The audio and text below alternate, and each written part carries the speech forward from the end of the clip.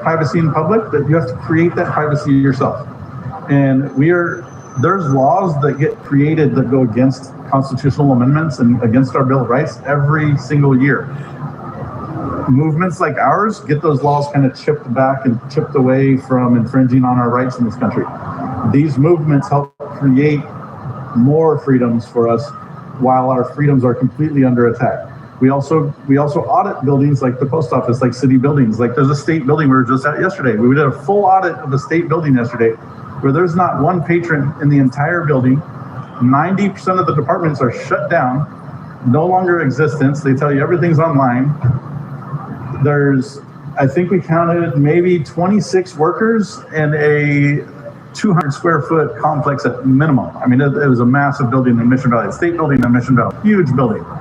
So we did a whole expose yesterday on that. So we're not out here to, the postal workers are telling everyone, they're out here to get reactions. Well, that's not why we're here at all.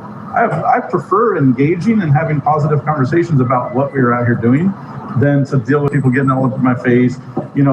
When you were in their face with the camera, for example, they're not doing that to you. They might be there existing with the camera, but when you camera them back, but you're all up in their face doing it, that's not what we're doing at all. We didn't at one point go all up in your face with the camera like that, did we?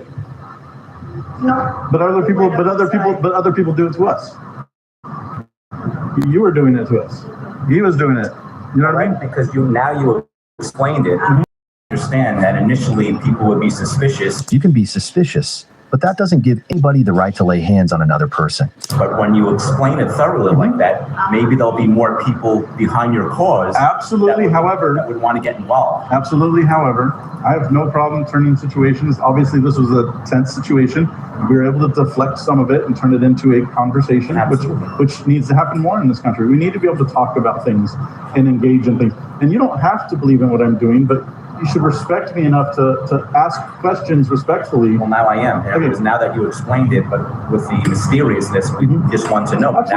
So if we want to support what you're doing, how do we get involved? So we don't give out any of our information. People who follow these types of channels and platforms, they already do so. So we're not really feeding or fishing for new subscribers or anything like that. Get involved if we support your ideas.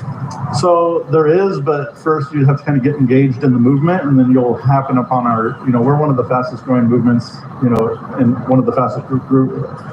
Our platforms are some of the fastest growing right now. So if you want to find us, you'll find us.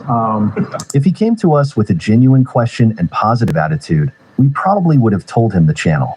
The other woman didn't seem to help the situation either. It's just one of those things that, so the reason we don't give out the information while we're working is because it gives too much detail to we're not here to audit you guys. We're here to audit the postal workers, the people that work for the government. How would are there places that we can go? We just told you, buddy. Look up First Amendment auditing. To see you have like a schedule where we could see you again to get engaged more like. So we don't have a schedule. So we do this all over the country.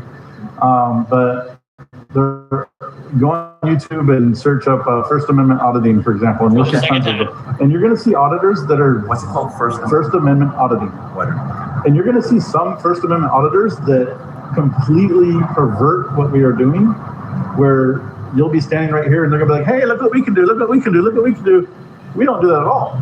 I stand back in the corner, I mind my own business, I pan my camera, that's it. That's all you'll ever get from me until you engage me. And most people do so in a very respectful way. Most people, we've had people bring us water and things like that. And snack. I mean, we got a cookie yesterday, somebody brought to us, random stuff. So not everybody is fearful of this. You know what I mean? We had an elderly lady walked in 5 minutes ago.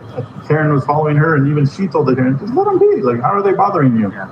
It's perception. I think most people would be, exactly. Most people, I think if you took a poll, would be suspicious or mysterious. And that's the world that we've been raised in, obviously, is a very fearful one, but there's still a generation of us, and I know that it's becoming smaller and smaller, that weren't raised in fear and weren't surrounded with suspecting everybody because they're acting or behaving differently. See something, say something movement has really created an entire class of over surveillance. So we've traded our comfort for the liberties that people have died and fought for generations, lost their lives because they were protecting our